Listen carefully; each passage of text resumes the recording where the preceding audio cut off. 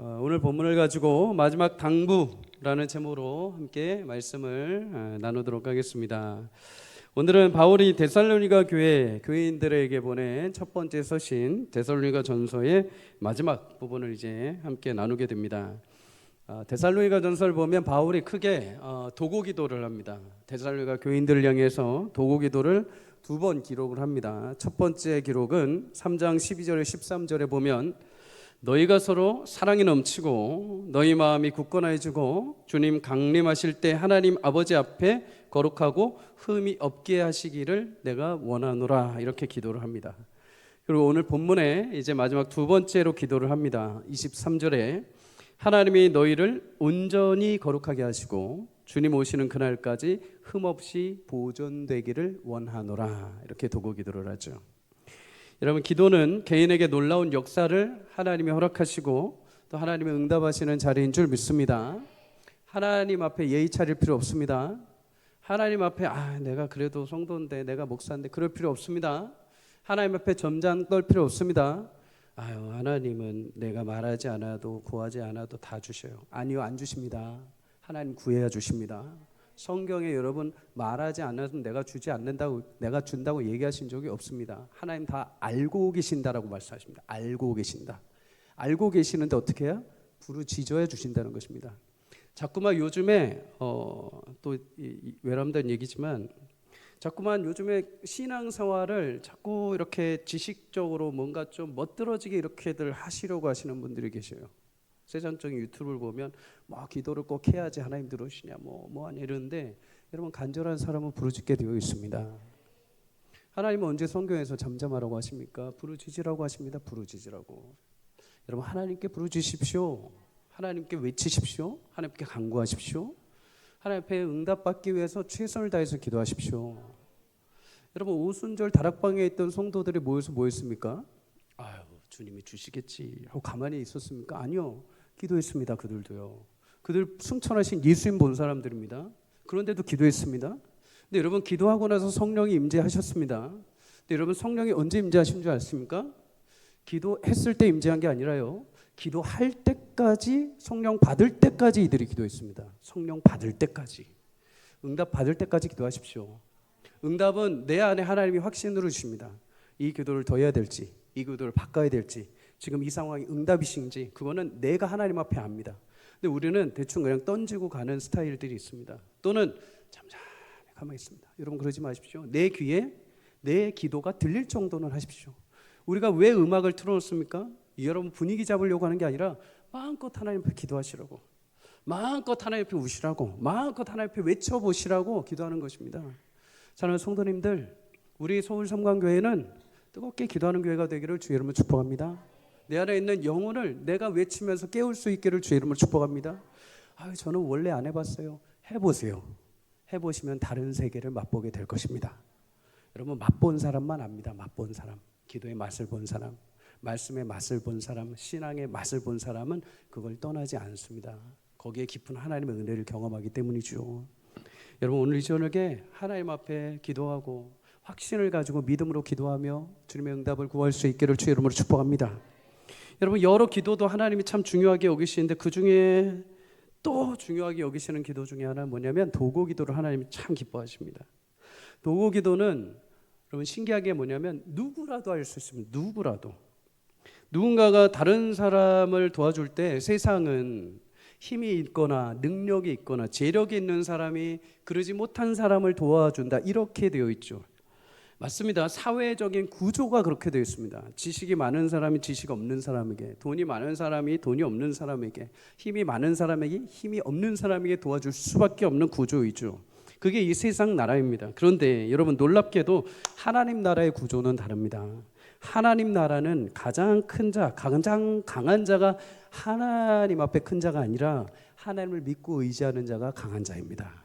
하나님 붙드는 자가 강한 자입니다. 하나님을 붙들고 씨름하고 기도하는 사람이 제일 강한 사람입니다. 그래서 우리는 여러분, 내가 늙어서 내가 무슨 힘이 있어요, 내가 다른 사람들 보기에 물질도 많지 않은데요, 제가 신앙생활도 오래 안 했는데요, 그거 상관없습니다. 하나님은 하나님을 신뢰하고 기도하는 자들을 가장 귀하게 여기시고 그를 통해서 여러분 하늘 문을 여시는 통로로 삼으시는 줄 믿습니다. 여러분에게는 하나님께서 하늘 문을 여는 열쇠를 주셨습니다. 베드로와 같이 우리는 고백하지 않습니까? 주는 그리스도시요 살아계신 하나님의 아들이십니다. 여러분, 그러면은 하나님께서 우리 가운데 키를 주십니다. 교회에게 하나님은 키를 주셨습니다. 너희가 이 땅에서 매면 하늘에서도 매일 것이고 이 땅에서 풀면 하늘에서도 풀릴 것이다. 이게 얼마나 큰 축복인 줄 아십니까? 여러분, 우리는 하늘이 풀려야 땅이 열립니다. 하늘이 매이면 땅이 매일 수밖에 없는 그런 세상입니다. 그런데 하나님이 유일하게 그 열쇠를 주셨는데 누구한테 주시냐면 교회에게 주셨습니다. 성도에게 주셨습니다. 감히 이곳에서 풀면 하늘을 열으신대요. 감히 이곳에서 매이면 하늘을 닫아버리신대요. 얼마나 큰 축복입니까? 여러분, 그런 기도의 은혜를 사모할 수 있기를 주의 이름으로 축복합니다. 하나님 그 기도를 도고 기도하는 사람들에게 도둑 부으셨습니다.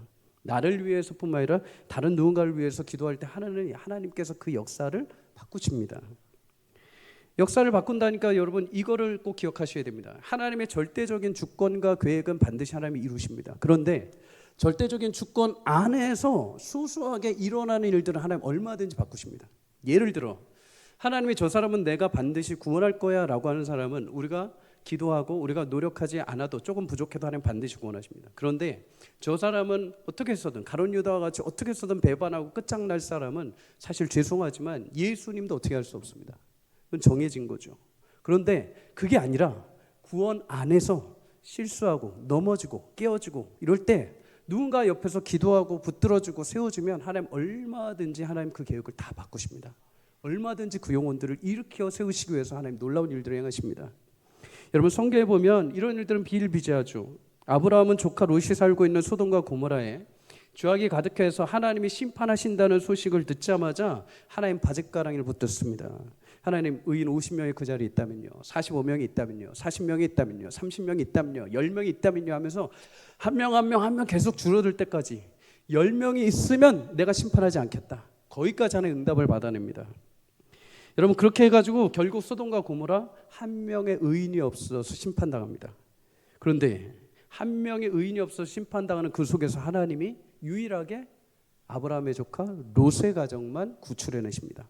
그때 성경이 뭐라고 합니까? 하나님이 롯을 생각했다라고 하지 않습니다. 하나님이 롯의 사촌 아브라함을 기억했다. 아브라함을 기억하사 롯을 생각해서 꺼내셨다, 이렇게 말합니다. 여러분, 모세도 마찬가지죠. 모세가 32장에 보면 40일간 시내산에서 내려오지 않자 이스라엘 백성들이 금송아지를 만듭니다. 하나님 이때 이들을 치려고 하실 때 모세가 하나님 앞에 기도하죠. 하나님, 이 백성을 용서해 주시고 그러지 아니하신다면 그냥 이 책에서 저의 이름을 지워주십시오라고 할 정도로 기도를 합니다. 사무엘도 그렇죠. 미스바에서 금식을 선포하며 기도합니다. 그리고 마지막에 말하죠. 나는 너희를 위해 기도하기를 쉬는 죄를 여호와께 범하지 않겠다.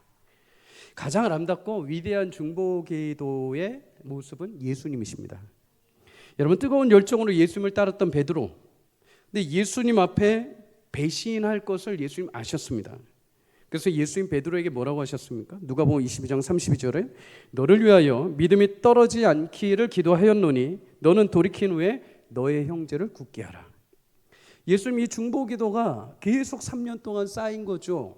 베드로가 낙심과 절망 가운데 디베라 바닷가에 다시 고기를 잡기 위해서 그물을 던질 때 부활의 주님이 찾아가셔서 그를 다시 콜링하실 때 그의 마음 가운데 다시 사명의 불이 붙습니다. 그리고 오순절 다락방에서 성령의 충만함을 받고 그는 이제 두려움과 숨어가는 자가 아니라 담대하게 나와서 하나님의 말씀을 전하는 자, 수많은 영혼들을 주께 돌이키는 하나님의 분명한 제자로 사명자로 서게 된 것을 보게 됩니다. 여러분, 도구기도는 우리가 예수님을 가장 많이 닮은 모습이라 할 수 있습니다. 도구기도는 예수님이 우리를 위해 중보하신 모형을 따라 사는 것과 같습니다. 하나님 나라의 역사를 이루는 중요한 기초가 되죠. 하나님은 에스겔 선지자에게 이런 말씀을 하셨습니다. 22장 30절 함께 읽어봅니다. 시작. 이 땅을 위하여 성을 쌓으며 성 무너진 데를 막아 서서 나로 하여금 멸하지 못하게 할 사람을 내가 그 가운데에서 찾다가 찾지 못하였으므로. 여러분, 하나님은 그 무너지는 성, 깨뜨려지는 성, 재앙으로 가득해야 될 그 성을 하나님 치시면서도 속으로 무슨 마음을 가지십니까? 이거를 누군가가 구하기만 하면 내가 이거를 막아서겠다는 겁니다. 내가 심판의 채찍을 딱 들었는데 누군가가 중간에 서서라도 한 사람이라도 내게 간구하면 내가 이 채찍을 뒤로 넘기겠다는 겁니다. 그런데 뭐라고 하십니까? 찾고 찾는데 한 사람도 없다고 합니다. 여러분, 안타까운 일이죠. 여러분, 얼마든지 시대를 끌어안고 하나님 마음으로 통회하며 기도하는 그 한 사람으로 하나님은 그 하나님의 역사를 바꾸시고 변형시키고 회복하시는 은혜를 주신 줄 믿습니다. 사랑하는 여러분, 이 시대에 하나님이 찾는 영적인 울타리가 되어줄 도구 기도자들이 되시기를 주의 이름으로 축복합니다. 도구 기도가 가정과 교회와 인생, 무너진 성벽의 틈사이를 메우는 역청과 같은 역할을 할 것입니다. 서로 튼튼한 울타리가 되어줄 것입니다. 야고보서 5장 16절은 말합니다. 의인의 간구는 역사하는 힘이 크도다. 하나님 앞에 의롭다 칭함을 받은 구원받은 자녀들의 기도는 역사하는 힘이 크대요. 왜요? 하나님의 그 기도에 귀 기울이시기 때문입니다. 하나님과 바른 신앙을 가진 자들의 기도를 하나님이 기뻐하시는 줄 믿습니다. 여러분, 포기하지 말고 교회를 위해, 자신의 삶을 위해, 자녀를 위해 낙심하지 말고 이 세대를 위해서 기도할 수 있기를 주의 이름으로 축복합니다. 여러분, 현실과 상황이 어렵다 하여서 끝난 거 아닙니다. 현실과 상황이 조금 아프다 하여서 끝난 거 아닙니다. 진짜 어두운 거는 기도하는 사람이 없는 겁니다. 그 시대를 끌어안고 누군가가 기도하면 하나님 거기서부터 새 일을 행하시는 줄 믿습니다. 그러니 여러분, 오늘 이 밤에 하나님의 능력과 은혜를 구하며 함께 도구 기도하며 주의 거룩한 역사와 응답을 체험하는 이 밤이 되시기를 주의 이름으로 축복합니다. 이렇게 말씀드리는데도 속으로도 너나이라 나는 그래도 모르겠다 하시는 분들 계십니까? 믿고 하십시오. 하나님 믿고 하십시오. 살아계신 하나님의 말씀 주신 거 믿고 하십시오. 하나님의 약속 믿고 하십시오. 제 말 믿고 하지 마시고 하나님 약속 믿고 하십시오. 하나님이 그리 아니하실지라도 하나님 구원해 주실 것입니다.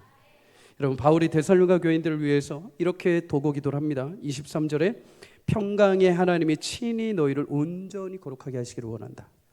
하나님은 평강의 하나님이신 줄 믿습니다. 여러분, 바울은 그의 서신을 기록할 때 보면은 여러 가지 수식어로 하나님을 표현을 합니다. 소망의 하나님, 영광의 하나님, 인내와 위로의 하나님. 그런데 그 중에서 가장 많이 등장하는 표현 중에 하나는 평강의 하나님이십니다. 하나님, 평강의 하나님. 바울 개인에게는 하나님이 여러 체험과 간증으로 다가왔는데 그 중에 나에게 하나를 딱 꼽자면 하나님은 평강의 하나님이다. 여러분에게도 그런 간증이 있을 줄 믿습니다. 우리가 하나님이 하면 하나님은 나의 전부이신 분입니다. 하나님은 나의 사랑이십니다. 하나님은 나의 아버지와 같은 분입니다. 이런 간증들. 근데 여러분, 이런 간증들은 누가 할 수 있냐면은 하나님에 대해서 맛을 본 사람들이 할 수 있습니다. 맛을. 하나님 맛보지 못한 사람들은 이런 고백하기가 쉽지 않죠.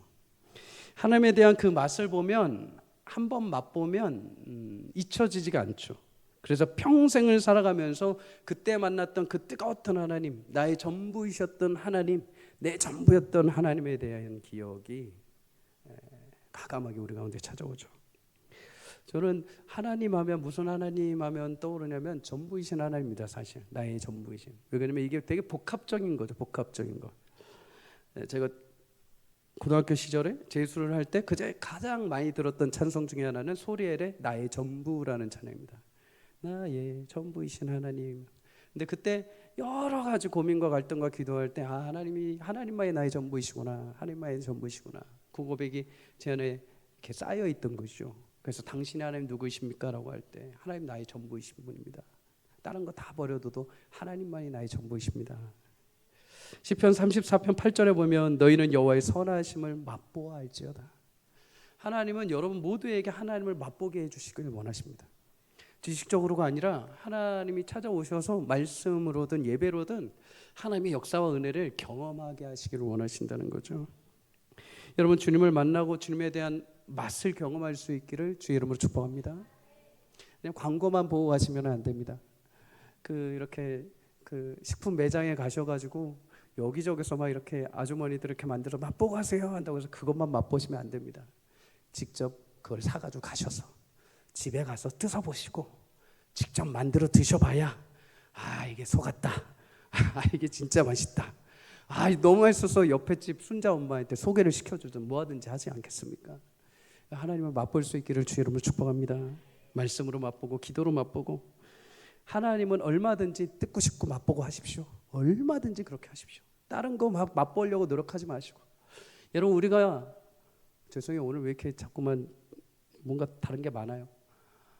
우리가 맛집은 그렇게들 잘 찾아가셔요. 맛집은. 그런데 맛집은 그렇게 어떻게 그렇게 탁탁탁탁 찾으시는지 모르겠는데 하나님을 맛보려는 사람들은 많지 않습니다. 하나님 맛집을 찾으러 가지 않습니다. 우리 서울성광교회가 하나님 맛집이 되기를 축복합니다. 우리 모든 교육부서가 하나님 맛집이 되기를 축복합니다.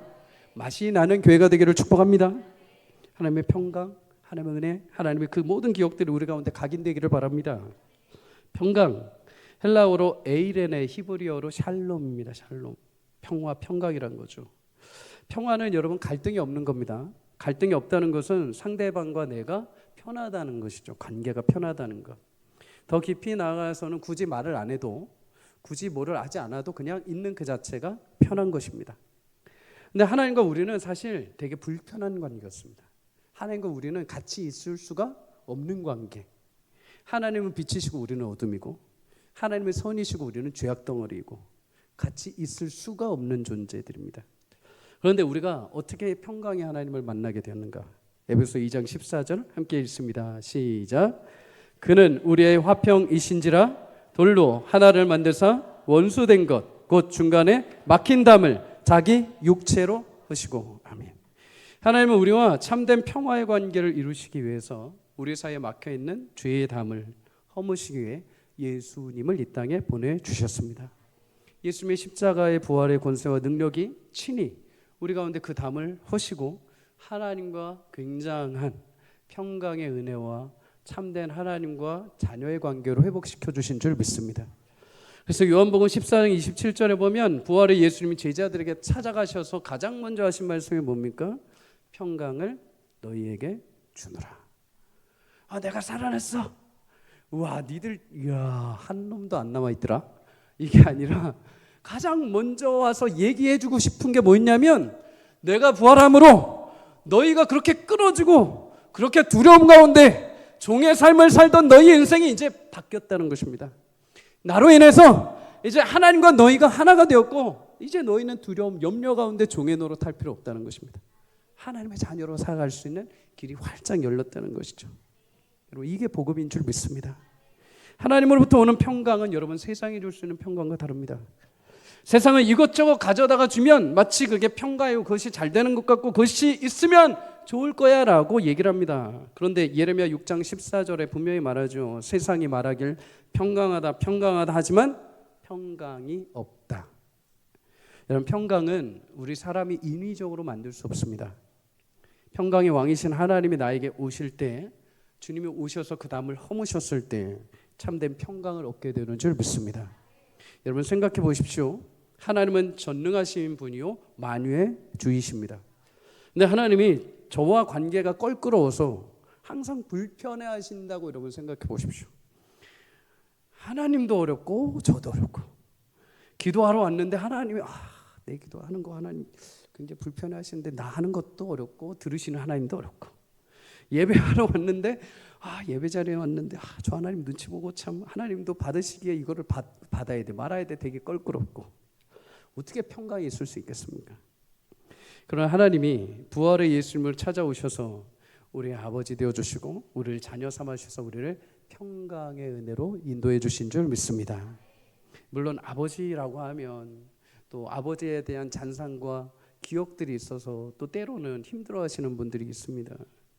요즘 사춘기 자녀들한테 하나님은 우리 아버지야 그러면 우리 육신의 아버지도 힘든데 하나님이 우리 아버지야? 이러면서 불편해할 수 있습니다. 근데 여러분 성경을 보면 예수님이 이런 것까지도 말씀을 하셨습니다. 그런 사춘기에 있는 아이들한테 여러분 가장 편안한 대상이 누굴까요? 친구죠. 요한복음 15장 14절에 예수님이 너희는 내가 명한 대로 행하면 곧 나의 친구라.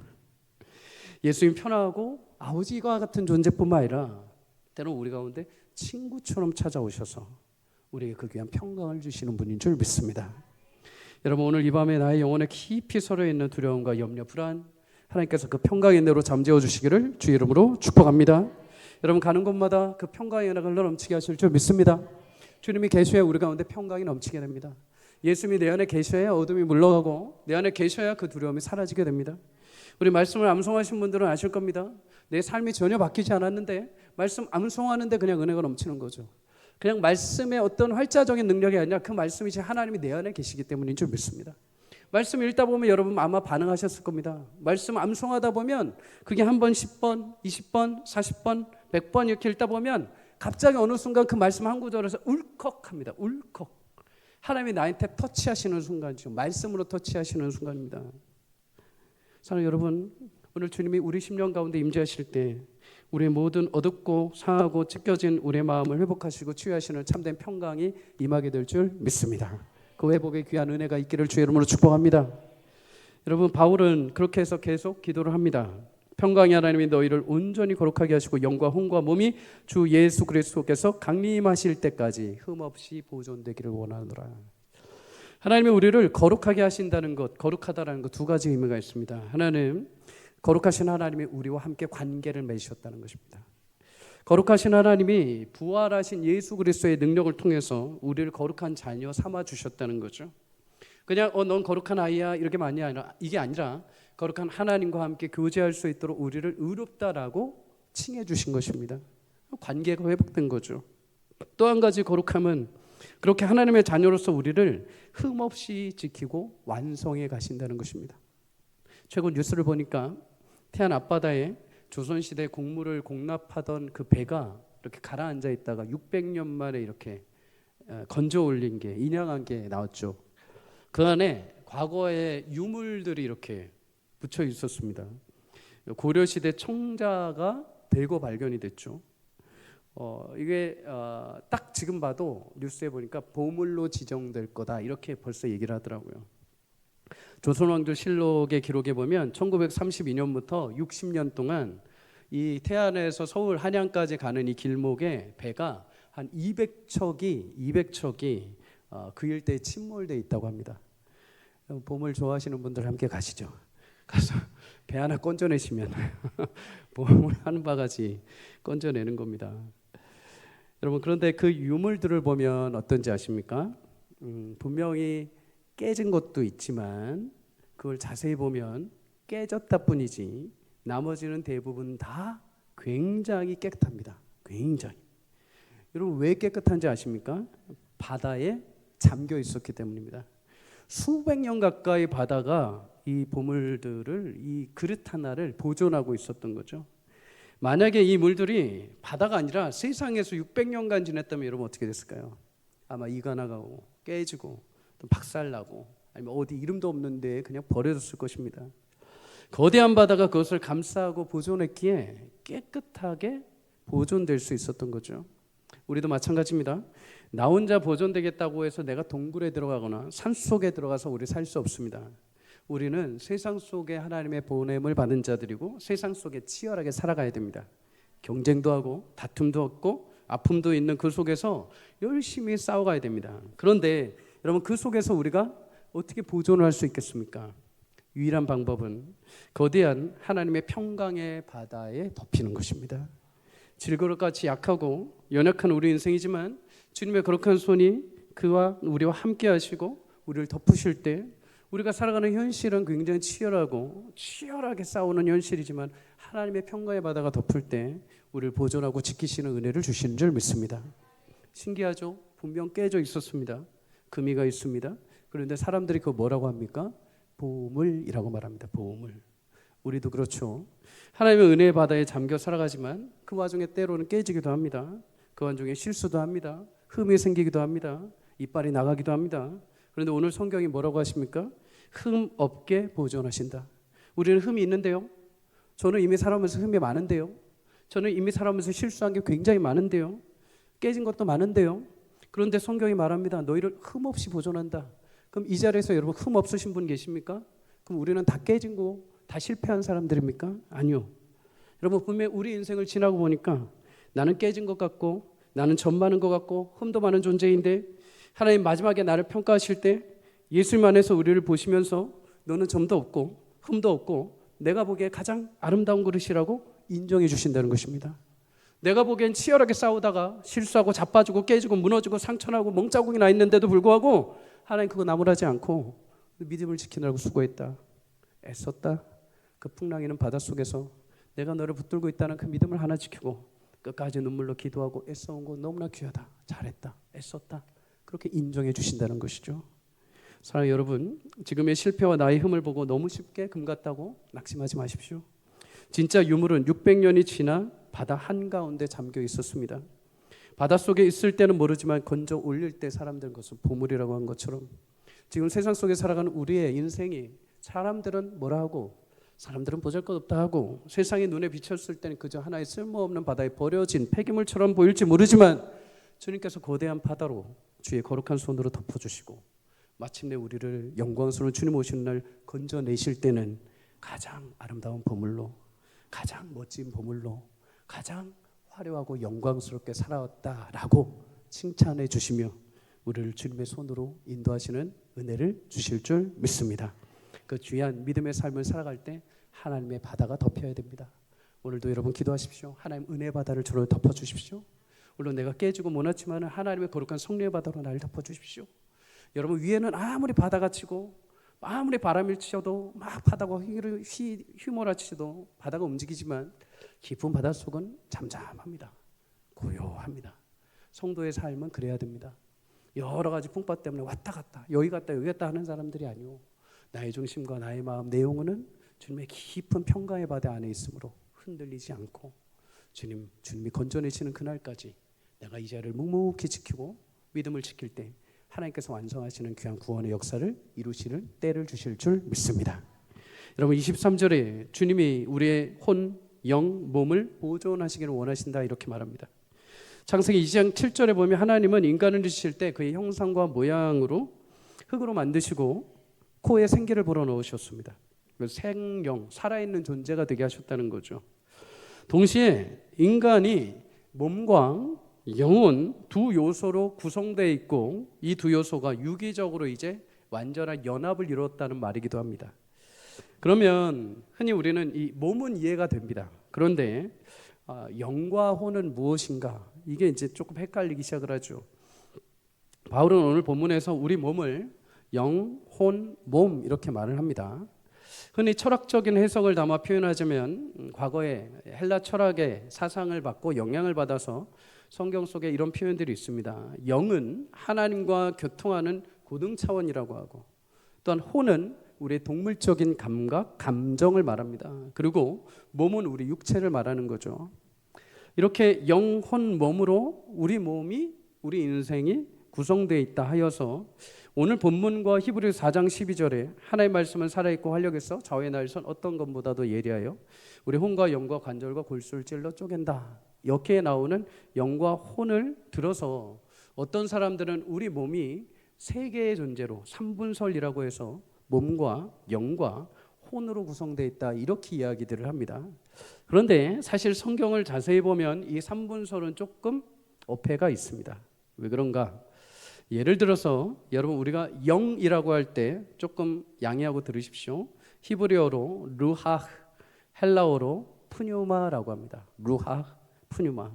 오늘 신약이니까는 그냥 푸뉴마만 기억하셔도 됩니다. 영은 푸뉴마. 혼은 헬라어로 네페시, 히브리어로 네페시, 헬라어로 푸시케입니다. 푸시케. 영은 푸뉴마, 혼은 푸시케. 만약에 여러분 이 혼이라는 게 정말 동물적인 감각 그리고 동물적인 감정에만 사용된다면 인간의 영혼에게는 사용되어서는 안 되겠죠.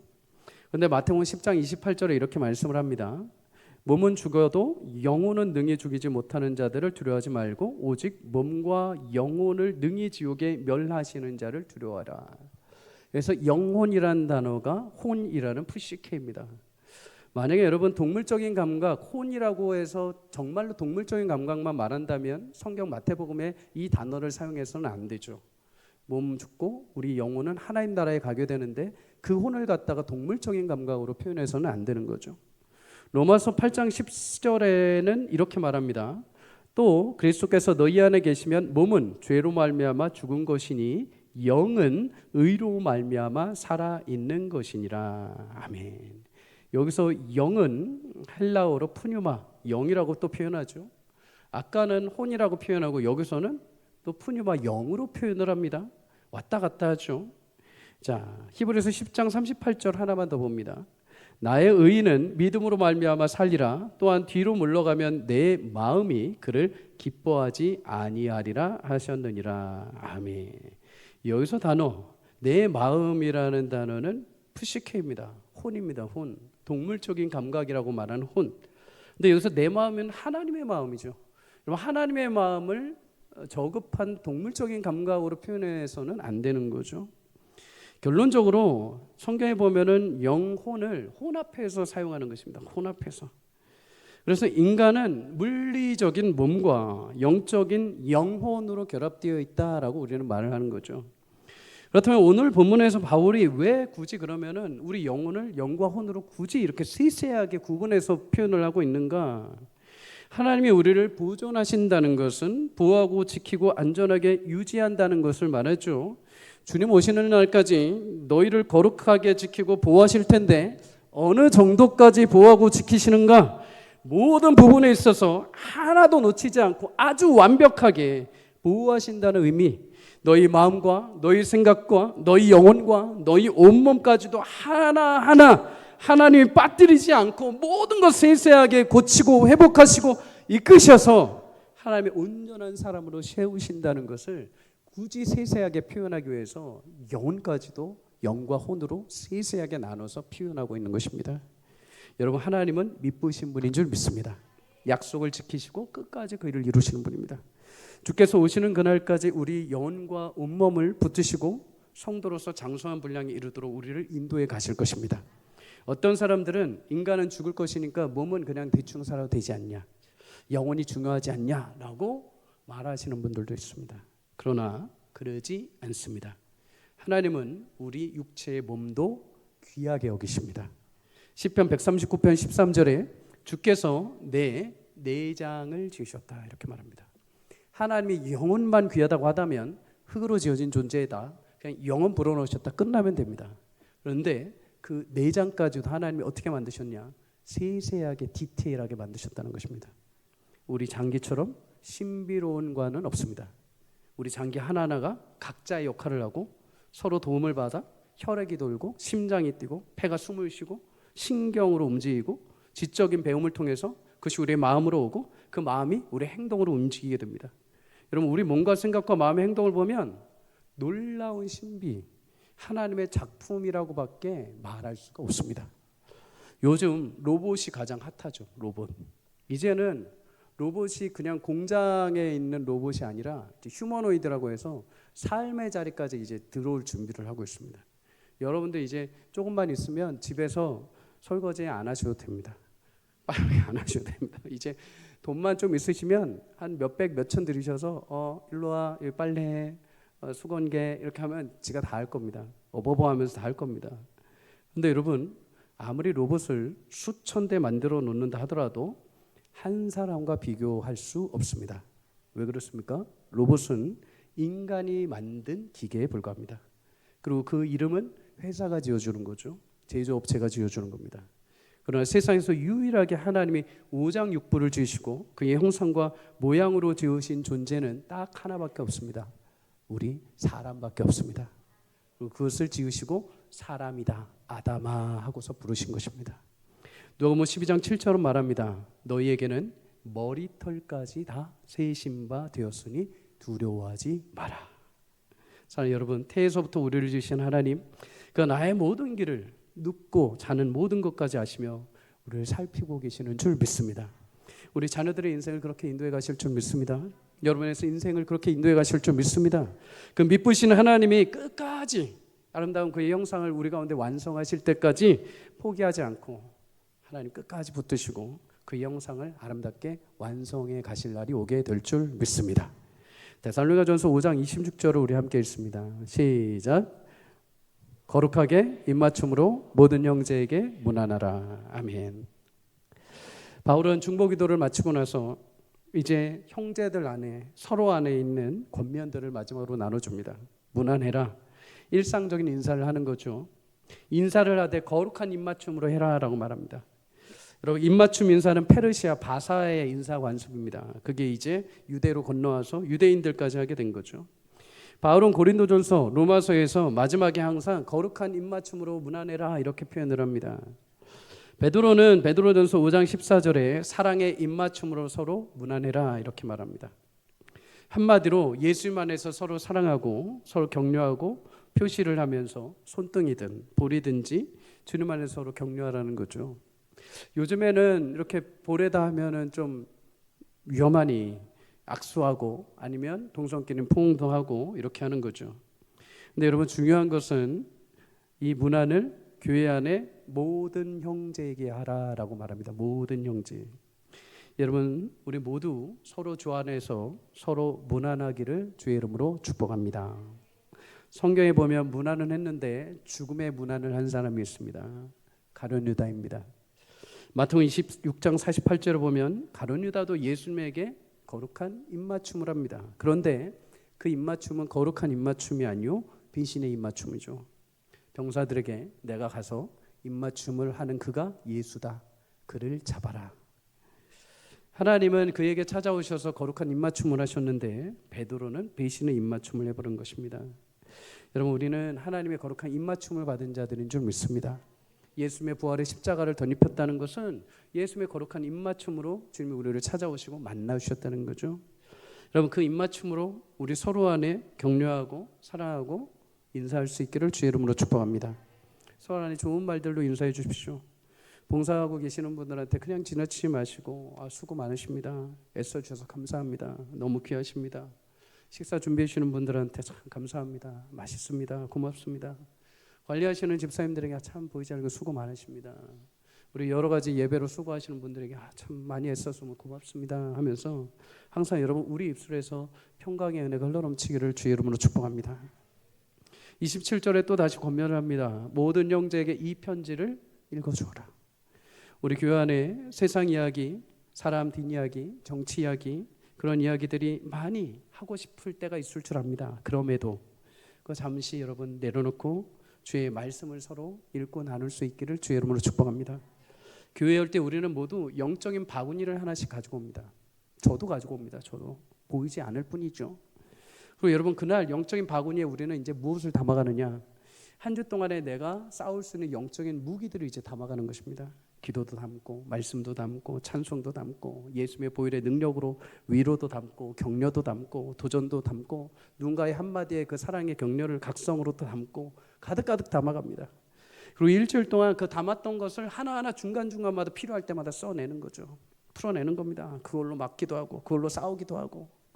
근데 여러분, 어떤 사람들은 이 영적인 바구니를 가져왔는데 영의 양식은 안 담고 인스턴트를 자꾸만 실어갑니다. 라면, 빵, 과자, 사람 이야기, 박집사 이야기, 김건사 이야기, 세상 이야기, 부정적인 이야기들 가득 담아갑니다. 왜요? 맛있거든요. 밥보다 라면이 맛있거든요. 저만 맛있나요? 간식거리가 맛있거든요. 지금 당장은 그게 너무나 맛있는 거예요. 그래서 그걸 담아갑니다. 근데 문제는 뭡니까? 월요일, 화요일 지나서 갈급해집니다. 이제 그게 채워지지가 않습니다. 정작 내 삶의 현실에 처했을 때 그 간식 덩어리들이 나를 막아주지 못합니다. 내가 했던 말씀들, 내가 붙들었던 말씀들과 기도들을 안 가져오니까 그걸 못하는 겁니다. 여러분, 교회 안에 왔을 때 여러분의 그 빈 바구니가 주일날 새벽마다 금요일마다 수요일마다 가득가득 말씀과 위로와 사랑과 격려로 가득 채워져 돌아갈 수 있기를 주의 이름으로 축복합니다. 말씀을 암송했다면 그 순간 떠오르는 말씀이 분명히 있습니다. 그죠? 말씀을 암송하는 게 가장 좋은 이유는 뭐냐면 말씀이 내 안에서 하나님이 그 말씀 한 구절로 나를 턱 치십니다. 그 말씀 왜 나한테 주셨지 하면서 그걸 곱씹게 되다가 하나님 이래서 주셨군요 하면서 그러면 하나님 살아계심을 체험을 막 하는 거죠. 이거는 다른 사람은 모릅니다. 나와 하나님과의 은밀한 동행인 거죠. 여러분, 그 순간순간마다 욱하는 생각들이 들 때마다 말씀, 내 안에 성경 말씀을 한번 후루룩 찾아보십시오. 이때 뭐라고 하셨지? 이때 뭐라고 하셨지? 근데 이때 말씀이 내 안에 없는 사람들 어떻게 하는지 아십니까? 내 본성이 나옵니다. 내 기질이 나옵니다. 저도 그렇습니다. 성령 주렁만 하고 하나님 말씀으로 일주일 막 준비하다가 누군가 툭 건드렸을 때 아까 그 말씀이 그랬지 이렇게 되거든요. 근데 말씀 안 읽고 팽팽팽 기도도 안 하고 있다가 누가 딱 건드리면 내 혈기가 나와버립니다. 혈기가요. 여러분, 우리 영혼의, 우리 신앙의, 우리 믿음의 자람을 위해서 하나님 말씀을 읽고 들을 수 있기를 주의 이름으로 축복합니다. 집에서도 우리 자녀들에게 말씀을 많이 읽혀주시기를 바랍니다. 안 그래도 우리 아이들이 유튜브 또 뭐다 가요다 세상 노래 아이들이 듣지 않아도 될 수많은 것들이 이미 귀에 다 들어와 있습니다. 귀에 다. 여러분 그거 아무리 막아보십시오. 안 막아집니다. 집에서는 안 들을 수 있지만 밖에 나가면 다 듣습니다. 밖에 나가면 다 봅니다. 막을 수가 없습니다. 그럼 방법은 하나밖에 없습니다. 그 자리에 먼저 말씀을 심어주는 겁니다. 먼저 말씀 듣게 하는 겁니다. 먼저 말씀을 뿌려주는 것이죠. 여러분 집에서라도 말씀을 틀어놓고 말씀을 듣게 하시기를 바랍니다. 아이들뿐만 아니라 여러분의 영혼을 위해서도 들으십시오. 여러분의 영혼을 위해서도 외우시기를 축복합니다. 주의 말씀은 살아계십니다. 역사하십니다. 말씀은 특정한 사람만이 읽는 것이 아니라 모든 사람에게 주신 하나님의 선물입니다. 바울이 살던 시대에는 글을 읽지 못하는 사람들이 있었습니다. 그래서 바울이 성경을 읽고 가르칠 수 있는 리더들에게 모두 읽혀주어라 라고 이렇게 말을 한 것입니다. 그런데 지금은 다릅니다. 지금 성경 66권 하나님이 압축해 주셨죠. 영어 성경, 쉬운 성경, 현대어 성경, NIV 성경 여러 가지 성경들이 있죠. 아이든 어른이든 상관없습니다. 하나님 사모하는 마음으로 읽기만 하면 누구라도 그 말씀이 우리를 덮는 축복이 있을 줄 믿습니다. 자, 303 이번에 종강을 하면서 많이 위로되도 또 위로가 되고 격려가 많이 되었습니다. 그리고 우리 교회 성도님들이 참 말씀을 사모하시고 정말 하나님 앞에 어떻게 해서든 깨어있으려고 많은 분들이 정말 노력하시는구나. 그거를 다시 새삼 깨달아서 너무나 참 즐거운 시간이었습니다. 그런데 제가 이렇게 영상으로 이렇게 보다가 한창수 목사님이 그 얘기를 안 하셨어야 되는데 마지막에 한창수 목사님이 마지막 시간에 그 얘기를 하셨어요. 여러분 교회 담임 목사님이 말씀 암송 안 하면 여러분 하지 마십시오. 이 얘기를 하셨어요. 그 얘기를 듣고 순간 확 숨이 막히는 거예요. 확 주여. 그래서 제가 그래도 조금씩은 그래도 아이들하고 집에서 이제 외웠거든요. 제 아내는 뭐 따를 수 없고 지금 외우다가 다 외웠어요. 고린도서 13장 전장을 다 외웠어요. 그래서 이제 마지막에 가서 우리 성도들한테 조언에게 딱딱 하고 제가 딱 들어갔습니다. 딱 들어갔는데 그 앞에 박순교 권사님이 나오셨어요. 우리 계신 분들은 아실 거예요. 제가 딱 시간에 맞춰서 들어갔어요. 이제 해야지. 사랑은 오래 참고 사랑은 온유하며 막 이렇게 딱 했는데 박순교 권사님 딱 나오셔서 간증을 딱 하시는데 박순교 권사님 정말 85세가 넘으셨는데도 열정과 에너지로 막 간증을 하시다가 마지막에 고린도전서 13장을 암송해 버리시는 거예요. 거기까지 좋았어요. 근데 그거를 영어로 암송해 버리시는 거예요. 지금 내가 나가서 틀리면 이게 무슨 창피인가? 바로 나갔어요. 근데 여러분 대단하죠? 나이가 85세이신데도 영어로 성경을 암송한다. 대단한 겁니다. 하나님은 그 말씀이 그 안에 있는 사람에게 하나님의 능력과 영광과 역사를 베풀으시는 줄 믿습니다. 나는 못해요? 아니요. 내가 하나님을 너무 쉽게 여기는 겁니다. 죄송하지만 하나님 말씀 앞에 겸손하게 그냥 하나하나 읽어가 보십시오. 읽어가다 보면 어느 순간 말씀이 나를 붙들고 놀랍게 역사하시는 은혜를 주실 줄 믿습니다. 이렇게 말했는데 또 암송 안 하면은 큰일 나겠죠. 우리 아내가 하지 말라 그랬는데 사도행전 13장 1절부터 13절 전장 말씀. 내가 사람의 방언과 천사의 말을 할지라도 사랑이 없으면 소리나는 구리와 울리는 꽹과리가 되고 내가 예언하는 능력에서 모든 비밀과 모든 지식을 알고 또 산을 옮길 만한 모든 믿음이 있을지라도 사랑이 없으면 내가 아무것도 아니오. 내가 내게 있는 모든 것으로 구제하고 내 몸을 불사르게 내줄지라도 사랑이 없으면 내게 아무 유익이 없느니라. 사랑은 오래 참고 사랑은 온유하며 시기하지 아니하며 사랑은 자랑하지 아니하고 교만하지 아니하며 무례행하지 아니하며 자기 유익을 구하지 아니하며 성내지 아니하며 악한 것을 생각하지 아니하며 불을 생각하지 아니하며 진리와 함께 기뻐하고 모든 것을 참으며 모든 것을 믿으며 모든 것을 바라며 모든 것을 견디느니라. 사랑은 언제까지 떨어지지 아니하되 예언도 패하고 방언도 고치고 지식도 패하리라. 우리는 부분적으로 알고 부분적으로 예언하니 온전한 것이 올 때는 부분적인 것이 패하리라. 내가 어렸을 때는 어린아 같이 말하고 깨닫는 것이 어린아 같고 말하는 것이 어린아 같다가 장성한 사람이 되어서는 어린아이를 버렸노라. 우리가 지금은 거울을 보는 것 같이 힘이 하나 그때에는 얼굴과 얼굴을 대면하여 볼 것이요. 내가 지금은 부분적으로 아나 그때에는 내가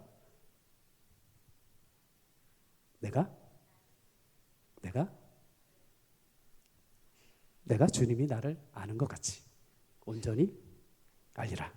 그런즉 믿음, 소망, 사랑 이 세 가지는 항상 있을 것인데 그 중에 제일은 사랑이라. 아멘. 여러분 제가 사실 고린도전서 13장은 잘 안 봤던 장입니다. 아시다시피 저는 과거에 그 일들 때문에 사랑이라는 단어는 별로 설교는 할 수 있지만 크게 막 마음을 두거나 막 열 수 있는 사람이 아니었습니다. 근데 제가 이번에 그냥 겸손하게 목사이지만 우리가 말씀 성경은 인용하고 이렇게 하는데 진짜 말씀을 다시 한번 신대원 때는 그렇게 외우고 그렇게 다 잘잘잘잘 외웠는데 왜 지금은 안 외우지? 도대체 뭐가 바뀌었다고 안 외우지? 하면서 다시 신대원 시절처럼 겸손하게 하나님 앞에 나아가서 이렇게 외우고 시작을 했습니다. 그런데 13장을 보면서 제 안에 유독 하나가 들어온 거예요. 아까도 막힌 부분인데 내가 지금은 부분적으로 안다. 부분적으로. 우리 지금은 다 알지 못합니다. 부분적으로 압니다. 그런데 그날에는 주께서 나를 아시는 것 같이 내가 온전히 알게 될 것이다. 이 말씀 구절이 확 저한테 오시면서 지금 이해할 수 없는 상황과 이해될 수 없는 환경과 상황은 당연한 거구나. 우리는 부분적으로밖에 볼 수 없는 한계에 있는 자들이구나. 근데 우리는 다 알고 싶어하고 우리는 다 이해하고 싶어하고 다 알려주셔야 갈 것 같이 막 표현을 하는데 그러지 않다는 거예요. 근데 언제가 온다는 거예요? 주님이 나를 다 아시는 그날처럼 나도 언젠가 그걸 다 알게 될 날이 온다는 것이죠. 사랑하는 여러분, 말씀으로 살아가는 축복이 있기를 주의 이름으로 소망합니다. 제가 외웠으니 이제 여러분 외우셔야 됩니다. 말씀이 우리를 살리는 축복이 있기를 주의 이름으로 소망합니다. 마지막으로 데살로니가서 5장 28절 이렇게 말합니다. 우리 주 예수 그리스도의 은혜가 너희에게 있을지어다. 우리는 모두 주님의 은혜가 필요한 사람들입니다. 바울은 1장 1절에 시작할 때 은혜와 평강이 너에게 있기를 바란다라고 시작을 합니다. 은혜는 카리스이죠. 받을 자격 없는 자에게 하나님이 주시는 것입니다. 하나님이 자격 없는 우리를 사랑하시고 예수님 그 부활의 놀라우신 은혜를 우리 가운데 주신 줄 믿습니다. 그 은혜로 우리를 매일같이 담대한 주의 자녀로 살아가게 하십니다. 바울은 1장 1절에 문을 열 때 가장 먼저 은혜로 시작을 했습니다. 그리고 이제 마지막 문을 닫을 때 은혜로 마치게 됩니다. 여러분 우리의 삶은 은혜로 시작되었습니다. 끝까지 여러분 은혜로 살다가 은혜로 주님 앞에 부름받기를 주의 이름으로 축복합니다. 성령의 은혜로 충만하고 기도의 은혜로 충만하고 예배의 은혜로 충만하고 무엇보다도 부활의 예수님의 그 은혜가 여러분 심령 가운데 가득 잠기셔서 오늘 그 은혜에 사모하는 모든 자들에게 베푸시는 하나님의 귀한 은혜, 하나님께서 약속하신 그 은혜의 결실들과 아름다운 열매들을 맺는 저와 여러분의 삶이 되시기를 주의 이름으로 간절히 축복합니다.